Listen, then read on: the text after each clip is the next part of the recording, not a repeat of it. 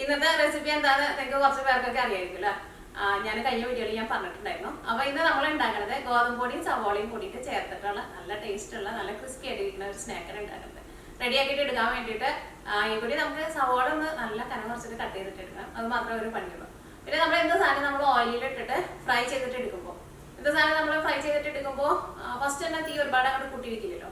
ചെറിയ തീയിലിട്ടിട്ട് ഫസ്റ്റ് നമ്മൾ മൊരിക്കും. അത് കഴിഞ്ഞിട്ട് നമ്മൾ ഓയിലിൽ നിന്ന് എടുക്കാൻ പോണതിന് മുമ്പ് തീ നന്നായിട്ട് കൂട്ടി വയ്ക്കുക. അത് നിങ്ങൾ പ്രത്യേകം ശ്രദ്ധിക്കുക.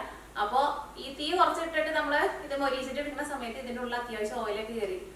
ലാസ്റ്റ് നമ്മൾ ആ തീ അങ്ങനെ നന്നായിട്ട് അങ്ങോട്ട് കൂട്ടി വയ്ക്കുമ്പോൾ ആ ഓയിൽ നന്നായിട്ട് ഇങ്ങനെ തിളയ്ക്കാണല്ലോ. അപ്പോൾ അതിൻ്റെ ആ തീയുടെ ആ ഓയിലിൻ്റെ ചൂട് കൊണ്ട് തന്നെ അതിൻ്റെ ഉള്ളിൽ പിടിച്ചിരിക്കുന്ന ഓയിലൊക്കെയാണ് പുറത്തേക്ക് പോകും. അപ്പോൾ ഇത് സാധനം വറുത്തിട്ട് എടുക്കുമ്പോൾ അതേപോലെ വറുത്തിട്ട് എടുക്കാൻ വേണ്ടിയിട്ട് പ്രത്യേകം ശ്രദ്ധിക്കുക. പിന്നെ ഇത് നമ്മൾ വറുത്തെടുക്കുമ്പോഴായിരുന്നാലും നന്നായിട്ട് മൊരിച്ചിട്ട് എടുക്കണം. ഇത് ഓയിലിൽ നിന്ന് നമ്മൾ ഫസ്റ്റ് ആയിട്ട് എടുക്കുമ്പോൾ അത്രയ്ക്കായിട്ട് ക്രിസ്പി ആയിട്ടിരിക്കില്ല. പക്ഷെ ചെറുതായിട്ടൊന്ന് ചൂടാറി കഴിയുമ്പോൾ ഇത് നല്ല ക്രിസ്പി ആയിട്ടിരിക്കും.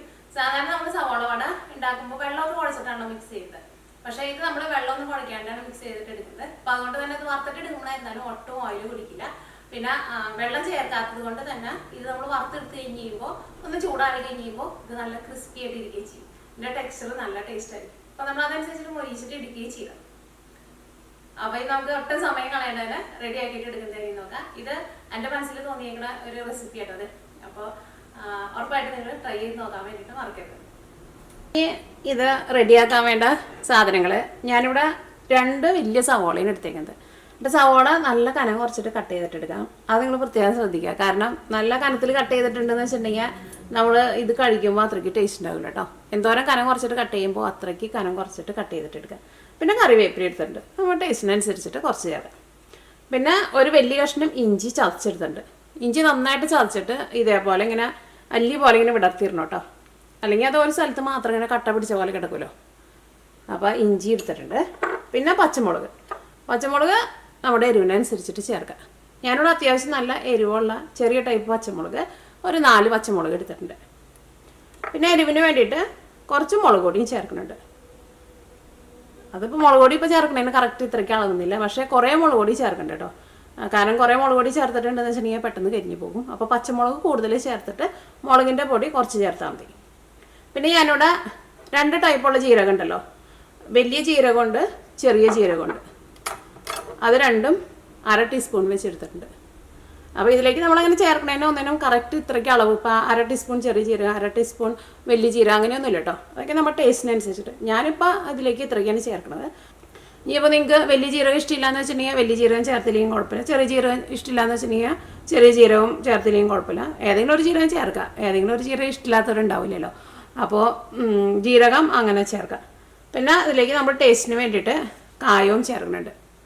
അത് ഞാൻ ഇതിലേക്ക് ചേർക്കുമ്പോൾ എന്തോരം ചേർക്കണമെന്നുള്ളത് പറയാം കേട്ടോ. പിന്നെ ഇതിലേക്ക് ഗോതമ്പ് പൊടിയും വേണം. അതായിരുന്നാലും ചേർക്കണേന് നമുക്ക് ഫസ്റ്റ് നേരത്തെ കൂട്ടിയിട്ട് ഇത്രയ്ക്ക് പൊടിയെന്ന് പറയാൻ വേണ്ടിയിട്ട് പറ്റില്ല. കാരണം ഇതിന് അത്യാവശ്യം നല്ലൊരു കോട്ടിങ് കിട്ടുന്ന വരെയാണ്, ഈ സവോളയ്ക്ക് നന്നായിട്ടൊരു കോട്ടിങ് കിട്ടുന്ന വരെയാണ് നമ്മൾ ഗോതമ്പ് പൊടി ഇതിലേക്ക് ചേർക്കുക. അപ്പോൾ ഫസ്റ്റ് എന്ത് ചെയ്യണമെന്ന് വെച്ചിട്ടുണ്ടെങ്കിൽ ഇതെല്ലാം കൂടിയിട്ട് ഈ സവോളയും കറിവേപ്പിലയും ഇഞ്ചിയും പച്ചമുളകും ഇത് എല്ലാം കൂടിയിട്ട് ഇതൊന്ന് വഴറ്റിയിട്ട് വേണം നമുക്ക് ഗോതമ്പ് പൊടി ചേർക്കാൻ വേണ്ടിയിട്ട്. അപ്പോൾ ഇത് ഫസ്റ്റ് നമുക്കൊന്ന് വഴറ്റിയിട്ട് എടുക്കുക. അപ്പോൾ ഇത് വഴറ്റിയെടുക്കാൻ വേണ്ടിയിട്ട് ഒരു പാൻ വെച്ചിട്ട് ചൂടാക്കുക. ഇതിലേക്ക് ആവശ്യത്തിന് ഓയിൽ ചേർക്കുക. അപ്പോൾ ഞാനിതിലേക്ക് വെളിച്ചെണ്ണ കേട്ടോ ചേർക്കണത്. ഇവിടെ നല്ല തണുപ്പായതുകൊണ്ടാണ് വെളിച്ചെണ്ണ ഇങ്ങനെ കട്ട പിടിച്ച പോലെ ഇരിക്കുന്നത്. സവോള നമുക്ക് മൊരിയിച്ചിട്ട് എടുക്കേണ്ട ആവശ്യമില്ല. സവോള ഒന്ന് സോഫ്റ്റ് ആക്കിയിട്ട് എടുക്കണം.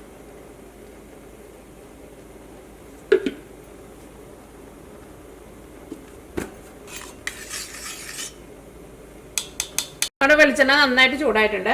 ഇനി ഇതിലേക്ക് ഫസ്റ്റ് നമുക്ക് ഇഞ്ചി ചേർക്കാം. ഇഞ്ചി ചെറുതായിട്ടൊന്ന് മൊരിഞ്ഞ് തുടങ്ങി കഴിഞ്ഞിട്ട് സവോള ചേർത്താൽ മതി. അല്ലെങ്കിൽ നമുക്ക് ഇഞ്ചി അങ്ങോട്ട് ചെറുതായിട്ട് അങ്ങോട്ട് മൊരിഞ്ഞ് കിട്ടില്ല. കാരണം സവോളയുടെ ഉള്ളിൽ കുറേ വെള്ളം ഉണ്ടല്ലോ.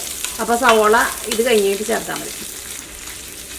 പക്ഷേ ഇഞ്ചി നന്നായിട്ട് മൊരിഞ്ഞിട്ട് ഗോൾഡൻ കളറാവാൻ വേണ്ടിയിട്ട് നിൽക്കരുത്. കാരണം ഇത് നമുക്ക് ഗോതമ്പൊക്കെ ചേർത്തിട്ട് ഒന്നും കൂടി ഓയിലിട്ടിട്ട് ഫ്രൈ ചെയ്തിട്ട് എടുക്കാനുള്ളതാണ്.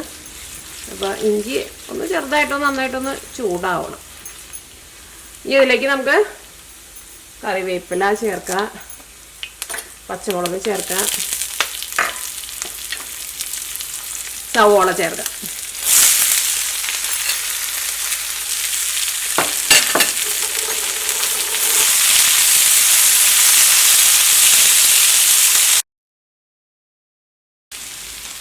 അപ്പോൾ സവാള നന്നായിട്ട് സോഫ്റ്റായിട്ട് വന്നിട്ടുണ്ട്. ഇനി ഇതിലേക്ക് മുളക് പൊടി ചേർക്കാം. ഞാനിതിലേക്ക് 1 ടീസ്പൂൺ ചേർത്തിട്ടുണ്ട്. ഇനി മുളക് പൊടിയും ഇതിൻ്റെ കൂടെ ഇട്ടിട്ട് നന്നായിട്ടൊന്ന് മിക്സ് ചെയ്യാം. അത് കഴിഞ്ഞിട്ട് നമുക്ക് തീ ഓഫ് ചെയ്യാം. അപ്പോൾ മുളക് പൊടി ഇതിനകത്ത് കിടന്നിട്ട് നന്നായിട്ട് മിക്സായിട്ട് ആ മുളക് പൊടി നന്നായിട്ട് ചൂടായിട്ടുണ്ട്. ഞാനിവിടെ തീ ഓഫ് ചെയ്യാണ്. ഇനി ഇതൊന്ന് ചൂടാറി കഴിഞ്ഞിട്ട് വേണം ഇതിലേക്ക് നമുക്ക് ഗോതമ്പ് പൊടിയൊക്കെ ചേർക്കാൻ വേണ്ടിയിട്ട്. അപ്പോൾ പെട്ടെന്ന് ചൂടാറാൻ വേണ്ടിയിട്ട് ഞാനിവിടെ വേറൊരു പാത്രത്തിലേക്ക് പകർത്തി വയ്ക്കാം കേട്ടോ. അപ്പോൾ ഇത് ചൂടാറാൻ വേണ്ടിയിട്ട് വെയിറ്റ് ചെയ്യുക. അപ്പോൾ ഇതിനൊരു ഇളം ചൂടുണ്ട്. അപ്പോൾ ഇനി ഇതിലേക്ക് നമ്മൾ ഇനി ബാക്കിയുള്ളതൊക്കെ ചേർക്കാൻ വേണ്ടിയിട്ട് പോകണം. ഈ കയ്യിലും അങ്ങോട്ട് നീക്കി വയ്ക്കാം. അപ്പോൾ ഈ ചെറിയ ജീരകം ചേർക്കുക, വലിയ ജീരകം ചേർക്കുക.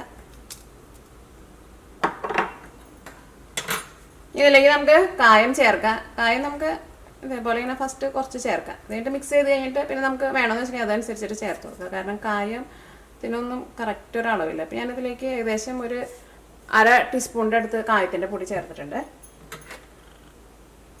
ഇനി ഇതിലേക്ക് ഗോതമ്പ് പൊടിയാണ് ചേർക്കാൻ വേണ്ടിയിട്ട് പോണത്. ഇതേപോലെ ഇങ്ങനെ ടേബിൾ സ്പൂണിൽ ഇതേപോലെ ഇങ്ങനെ ഇത്രയ്ക്ക് അധികം ഇങ്ങനെ നിറച്ചെടുക്കുന്നുണ്ട്. ഇപ്പോൾ ഇത് മെഷറിംഗ് സ്പൂണിൽ അല്ല കേട്ടോ, ഇതേപോലെ ഇങ്ങനെ നന്നായിട്ട് ഇങ്ങനെ പൊന്തിയിരിക്കുന്നുണ്ടല്ലോ. അതിൻ്റെ ഒരു മിക്സിങ് ഞാൻ നിങ്ങൾ കാണിച്ചു തരാം. അപ്പോൾ നിങ്ങൾക്ക് അത് മിക്സ് ചെയ്തിട്ട് എടുക്കുമ്പോൾ അറിയാൻ വേണ്ടിയിട്ട് പറ്റും. ഇപ്പോൾ നമ്മൾ ഇത്രയ്ക്ക് ചേർത്തല്ലോ. ഇതിലേക്ക് ആവശ്യത്തിന് ഉപ്പ് ചേർക്കാം.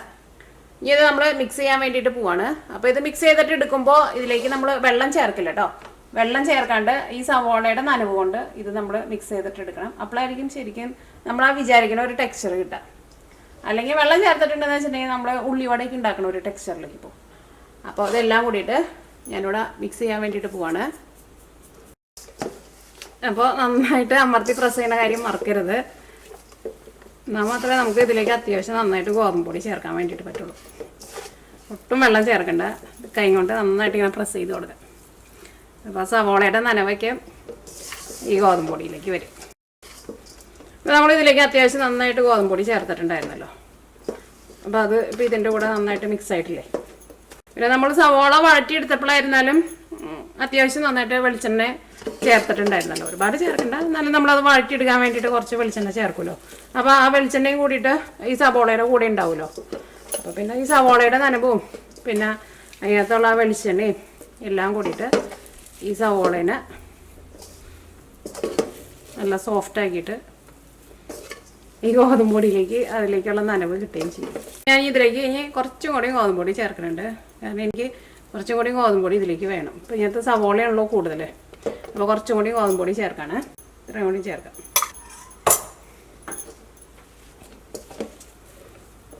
അപ്പോൾ നമ്മൾ അത് നിങ്ങൾ പ്രത്യേകം ശ്രദ്ധിക്കുക. കാരണം നന്നായിട്ട് പ്രസ് ചെയ്തിട്ട് നന്നായിട്ട് കുഴച്ചെടുത്താൽ മാത്രമേ നമുക്ക് ഗോതമ്പ് പൊടി ഇതിൻ്റെ കൂടെ മിക്സ് ആവുള്ളൂ കേട്ടോ. അപ്പോൾ വെള്ളം ചേർക്കാണ്ട് കുഴച്ചെടുക്കാൻ വേണ്ടിയിട്ട് നോക്കുക. വെള്ളം ചേർത്താലും കുഴപ്പമില്ല, പക്ഷേ വെള്ളം ചേർക്കാണ്ട് കുഴച്ചിട്ട് എടുക്കുമ്പോഴായിരിക്കും നമുക്ക് ആ ബിസ്ക്കറ്റിൻ്റെ ഒക്കെ ഒരു ടെക്സ്ചർ കിട്ടുക. അപ്പോൾ അത് എനിക്ക് ആ ടേസ്റ്റിന് കുറച്ചുകൂടി കൂടുതൽ ഇഷ്ടമായത്.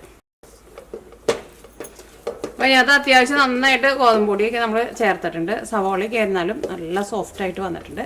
ഇനി ഇത് നമുക്ക് ഒരു 5 മിനിറ്റ് ഒന്ന് റെസ്റ്റ് ചെയ്യാൻ വേണ്ടിയിട്ട് വയ്ക്കാം. അപ്പോൾ ഞാനിവിടെ ഒരു 5 മിനിറ്റ് റെസ്റ്റ് ചെയ്യാൻ വേണ്ടിയിട്ട് വെച്ചിട്ടുണ്ടായിരുന്നു. അതിപ്പോൾ കുറച്ച് കൂടുതൽ നേരം ഒന്ന് വെച്ചിട്ടുണ്ടെങ്കിൽ കുഴപ്പമില്ല കേട്ടോ. ഇത് എന്തെന്ന് വെച്ചിട്ടുണ്ടെങ്കിൽ ഇതിൽ നിന്ന് നമ്മളിങ്ങനെ അപ്പോൾ കൈ നന്നായിട്ട് കഴുകിയിട്ട് വേണം കേട്ടോ പിന്നെ എടുക്കാൻ വേണ്ടിയിട്ട്. കാരണം അല്ലെങ്കിൽ പിന്നെയും നമ്മുടെ കൈ ഇങ്ങനെ ഒട്ടിപ്പിടിക്കും. ഇതിൽ നിന്ന് നമ്മളിങ്ങനെ കുറേശ്ശെ എടുത്തിട്ട് പ്രത്യേകിച്ച് അങ്ങനെ ഒരു ഷേപ്പൊന്നും ആക്കണ്ട. ജസ്റ്റ് ഇങ്ങനെ കയ്യിലെടുക്കുക, അതേപോലെ ഒന്ന് പ്രസ് ചെയ്തിട്ട് അവിടെ ഓയിലിലേക്ക് ഇടുക. ഒരുപാട് കനത്തിൽ വെക്കണ്ട. അങ്ങനെ ഒന്ന് എടുത്തിട്ട് ഇങ്ങനെ സെൻറ്ററിൽ ഒന്നിങ്ങനെ കൈ കൊണ്ട് ചെറുതായിട്ടൊന്ന് പ്രസ് ചെയ്തിട്ട് കൊടുക്കുക. അപ്പോൾ ഇങ്ങനെ സവോളയൊക്കെ ചിലപ്പോൾ ഇങ്ങനെ സൈഡിൽ ഇങ്ങനെ കിടക്കണ്ടാവും, പക്ഷെ അത് കുഴപ്പമില്ല കേട്ടോ. അപ്പോൾ അങ്ങനെയാണ് നമ്മൾ ഓയിലിലേക്ക് ഇടേണ്ടത്. അപ്പോൾ നമ്മുടെ ഉരുളി നന്നായിട്ട് ചൂടായിട്ടുണ്ട്. ഇനി ഇതിലേക്ക് ഓയിൽ ചേർക്കുക. ഞാനിവിടെ സാധാരണ വറുക്കാൻ വേണ്ടിയിട്ട് കോൺ ഓയിലായിട്ട് എടുക്കുന്നത്. ഇത് കോൺ ഓയിലാണ്. ഇത് കാരണം വലിയ ഇതിനകത്താണ് ആ ഓയിൽ ഇരിക്കുന്നത്. അപ്പോൾ അതുകൊണ്ട് തന്നെ ഞാൻ ഇതേപോലെ ഇങ്ങനെ പാത്രത്തിൽ എടുത്തുകൊണ്ട് പോകും. ഞാൻ ഒരു പ്രാവശ്യം ഉപയോഗിച്ച ഓയിൽ പിന്നെ ഉപയോഗിക്കാറില്ല കേട്ടോ. ഇവിടെ കോൺ ഓയിലിന് അധികം വിലയില്ല. ഇതേപോലെ ഇങ്ങനെ ഫ്രൈ ചെയ്തിട്ടൊക്കെ എടുക്കാനായിരുന്നാലും കോൺ ഓയിൽ നല്ലതാണ്. ഇപ്പോൾ ഓയിൽ നന്നായിട്ട് ചൂടായിട്ടുണ്ട്. ഇനി ഇതിൽ നിന്ന് ഇതേപോലെ ഞാനിങ്ങനെ പ്രാവശ്യം എടുത്തിട്ട് ഓയിലിലേക്ക് ഇടാണ്. തീ ഒരുപാട് കൂട്ടി വയ്ക്കരുത് കേട്ടോ.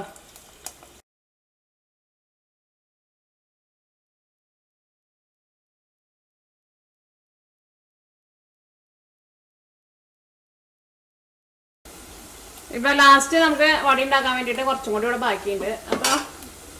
അപ്പോൾ ഞാൻ ഇപ്പം നമുക്ക് തോന്നാണ് ഇതിലേക്ക് നമുക്ക് കുറച്ചും കൂടി ഗോതമ്പൊടി ഒന്നുകൂടി ഒന്ന് മിക്സ് ചെയ്യാൻ വേണ്ടിയിട്ട് തോന്നണുണ്ടെന്ന് വെച്ചിട്ടുണ്ടെങ്കിൽ പറ്റുമെന്ന് വിചാരിച്ചിട്ടുണ്ടെങ്കിൽ പറ്റാണെന്ന് വെച്ചിട്ടുണ്ടെങ്കിൽ നമ്മളതനുസരിച്ച് ഗോതമ്പൊടി കുറച്ചുകൂടി ഒന്ന് ചേർത്ത് വെക്കാം. കാരണം ലാസ്റ്റൊക്കെ ആകുമ്പോൾ ചിലപ്പോൾ സവോള കുറച്ച് കൂടുതലായിട്ട് വരും.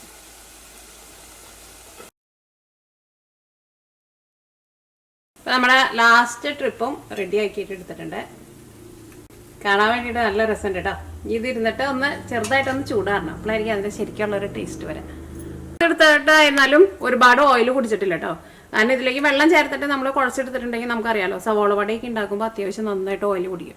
ഇപ്പോൾ നമ്മുടെ വീട്ടിലുണ്ടാക്കുന്നത് അല്ലെങ്കിൽ നമ്മൾ കടയിലൊക്കെ പോയിട്ട് നമുക്ക് കഴിക്കുമ്പോൾ നമുക്ക് അറിയാൻ വേണ്ടിയിട്ട് പറ്റും അത്യാവശ്യം നല്ല ഓയിലുണ്ടാവും. അപ്പോൾ നമ്മുടെ സ്പെഷ്യലായിട്ടുള്ള ഉള്ളിവട അല്ലെങ്കിൽ ഉള്ളി ബിസ്ക്കറ്റ് എന്ന് എന്ത് വേണമെങ്കിലും പറയാം. അപ്പോൾ അത് റെഡി ആയിട്ടുണ്ട്. ഇത് നിങ്ങൾ വറുത്തിട്ട് എടുക്കുമ്പോൾ 2-3 കാര്യം പ്രത്യേകം ശ്രദ്ധിക്കണം. അപ്പോൾ ഫസ്റ്റ് എന്താണെന്ന് വെച്ചിട്ടുണ്ടെങ്കിൽ ഫസ്റ്റ് നമ്മൾ കുഴച്ചിട്ട് എടുക്കില്ലേ, ഗോതമ്പൊടിയൊക്കെ ചേർത്തിട്ട് വെള്ളം ഒട്ടും ചേർക്കാണ്ട് നല്ല കൈകൊണ്ട് നല്ല ബലം കൊടുത്തിട്ട് നന്നായിട്ട് കുഴച്ചിട്ടെടുക്കുക. അത് കഴിഞ്ഞിട്ട് ഞാൻ പറയണില്ല 5 മിനിറ്റ് റെസ്റ്റ് ചെയ്യാൻ വേണ്ടിയിട്ട് വെക്കാൻ പറയണില്ലേ. 5 മിനിറ്റ് കഴിഞ്ഞ് കഴിയുമ്പോൾ ഒന്നും കൂടി ഒന്ന് കുഴച്ച് നോക്കാം. അപ്പോൾ ചിലപ്പോൾ ഒന്നും കൂടി ഒന്ന് സോഫ്റ്റ് ആയിട്ട് വന്നിട്ടുണ്ടാവും. ചിലപ്പോൾ നിങ്ങൾ ഫസ്റ്റ് കുഴക്കുമ്പോൾ ചിലപ്പോൾ അത്രയ്ക്കാണ്ട് സോഫ്റ്റ് ആയിട്ട് വന്നില്ല എന്ന് വെച്ചിട്ടുണ്ടെങ്കിൽ ഒരു 5 മിനിറ്റ് കഴിഞ്ഞ് കഴിയുമ്പോൾ ഒന്നും കൂടി ഒന്ന് കുഴച്ച് നോക്കാം. അപ്പോൾ ചിലപ്പോൾ നമുക്ക് കുറച്ചും കൂടി ഗോതമ്പൊടി ഇതിലേക്ക് നമുക്ക് മിക്സ് ചെയ്യാൻ വേണ്ടിയിട്ട് പറ്റും. കാരണം ഇതിൽ സവോള മാത്രമായിട്ടുണ്ടെന്ന് വെച്ചിട്ടുണ്ടെങ്കിൽ ചിലപ്പോൾ അത് ഓയിലിടുമ്പോൾ അതെല്ലായിടത്തേക്കും സ്പ്രെഡായി പോവുകയും ചെയ്യും. പിന്നെ കുറച്ച് ഗോതമ്പൊടിയും കൂടിയിട്ട് അതിൻ്റെ കൂടെ വരണം. അപ്പോഴായിരിക്കും നമ്മൾ കഴിക്കുമ്പോഴായിരുന്നാലും നല്ല ടേസ്റ്റ് ഉണ്ടാവുക. പിന്നെ നമ്മൾ ഓയിലിട്ടിട്ട് ഫ്രൈ ചെയ്തിട്ട് എടുക്കുമ്പോൾ നന്നായിട്ട് മുരിച്ചിട്ട് എടുക്കണം കേട്ടോ.